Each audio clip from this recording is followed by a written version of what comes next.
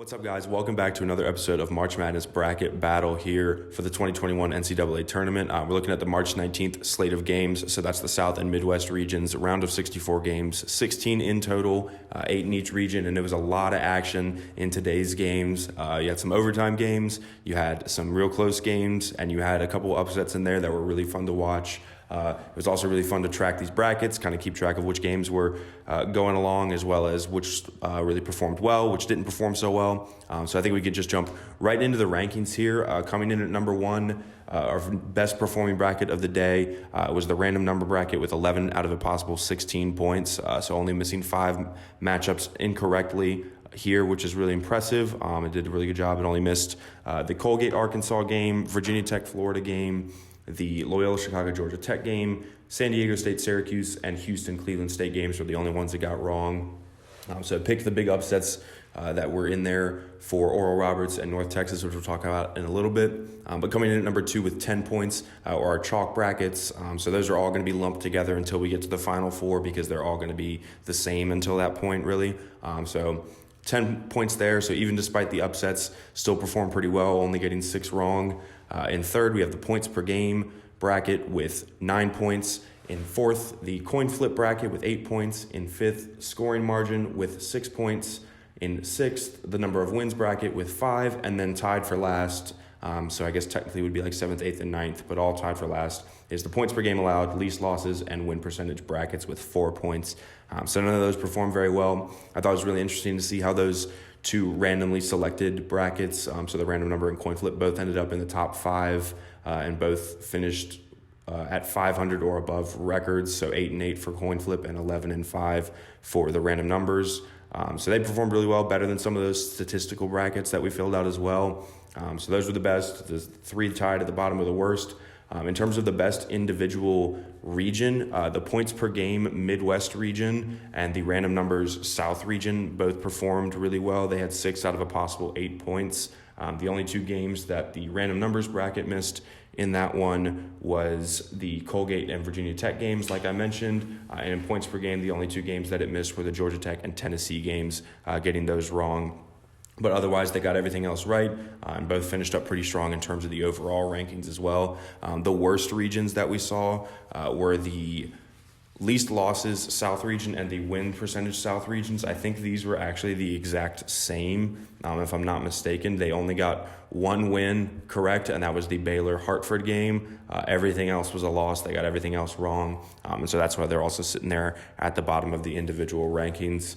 So really cool to see those. It'll be interesting to see how they shape up based on tomorrow's games. So in tomorrow's wrap-up video, we will do the same kind of thing we're doing here, look at the day-to-day breakdown, but then also to look at the overall towards the end, so you can kind of get a glimpse of what those brackets are performing like.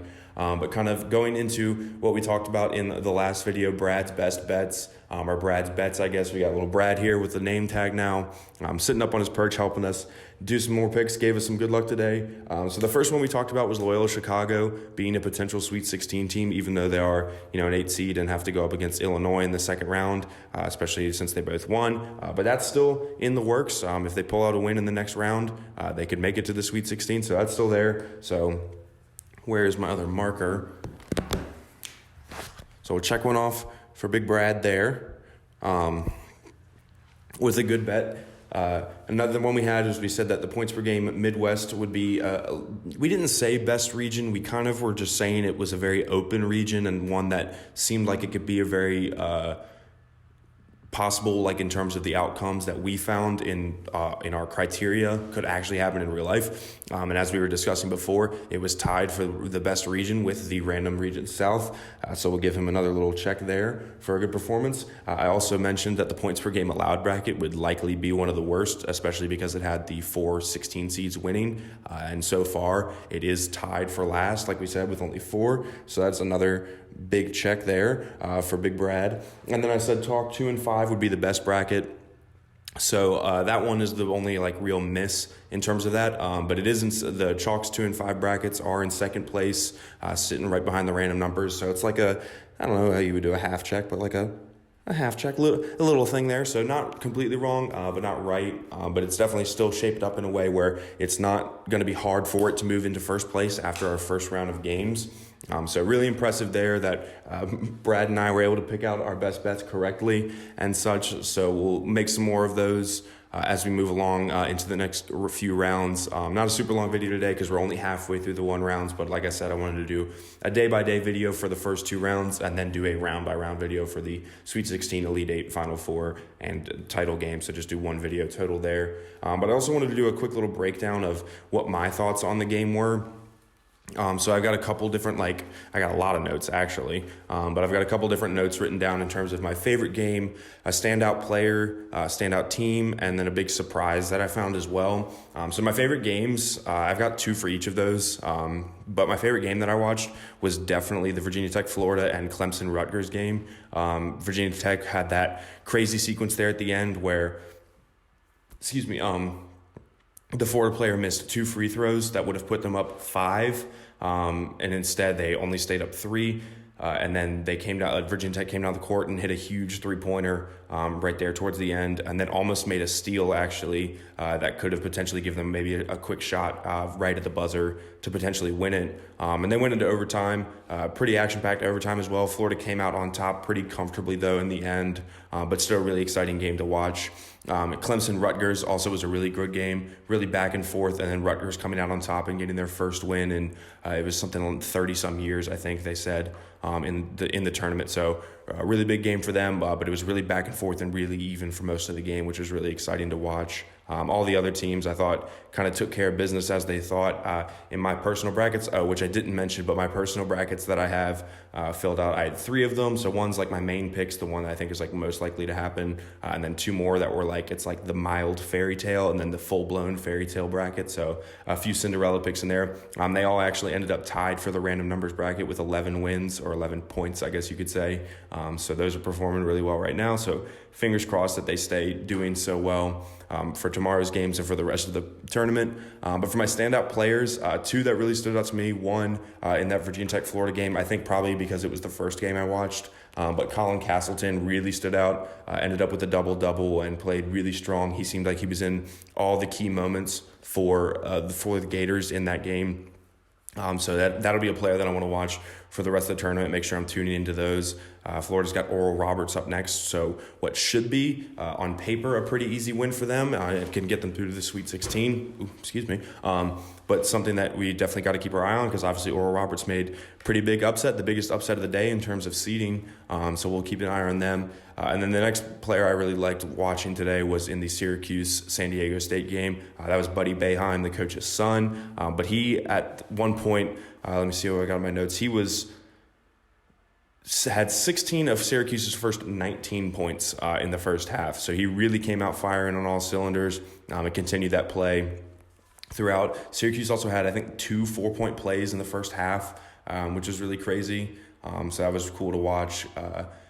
It was, like I said, a great game as well. The standout teams that I pick, obviously, are 2 upset teams with Oral Roberts. The big upsets, I guess I'd say, with Oral Roberts and North Texas. A big shout out to those teams performing so well. But I thought West Virginia really stood out as well. They took care of the ball really well, and they won pretty comfortably, even though Derek Culver, who's one of their best players, was playing pretty poorly today.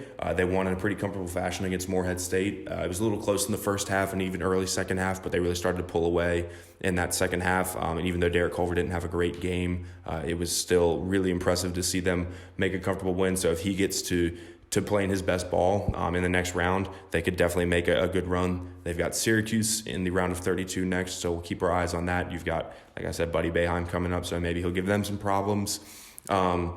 And then my big surprise, it's not any of those upset games or anything. It was actually in that same San Diego State and Syracuse game. San Diego State at the end of the first half didn't score for the last 9 minutes and 40 seconds and only went into the halftime with 18 points, which was their lowest halftime total for the entire season. I thought that was kind of crazy, especially being a 6 seed and, probably being favored in that game. That's probably what really took them out. There was a lot of poor shooting today from some of the bigger teams. Purdue shot really badly. I think they were under 30% from the three-point line and under 40% from the field. But I think that San Diego State game, that drought right there at the end of the first half, really killed their momentum and really killed any of the chances they had of winning that game. Because it's just tough to go in with 18 points while your opponent has 30, and then especially with the play of, like I said, Buddy Boeheim going in and how well he performed. So it'll be interesting to see. Looking forward to our next slate of games for tomorrow. What I'm looking most forward to, I think, the Drake and USC game, I think will be really good. I think Drake's a really underrated team. I think they can have a really strong performance and potentially be our next upset that we see. Also be watching the UVA game. Being from Virginia, I like watching them just as kind of like a hometown favorite, I guess. But I also really like Coach Bennett's style of play, how defensive-minded he is. I think it's a really beautiful brand of basketball to watch. Oregon VCU, with VCU being a big rival of University of Richmond, like I said, I'll keep my eyes on that for sure. And then definitely the St. Bonaventure LSU game. I think that's probably going to be one of the closer games that we see. So I think I'll definitely like to watch that one the best. Obviously, with it being an 8-9 game, it's on paper probably the closest. But also I think it's going to be a really tight game. So that'll be fun to watch. Looking forward to those games tomorrow. It is 1:20 a.m. right now on the 20th, so technically that's today's games. But I'm going to get this video edited up, get it out early to this morning, I guess, like probably around 8 o'clock, 9 o'clock, hopefully, just depending on when I wake up. And hopefully you guys can get to watch it before you get to that next slate of games. These are going to be pretty late videos are coming out early the next morning. Just because of how late these games are going. I mean, the West Virginia game didn't tip off until 10 o'clock, I'm pretty sure.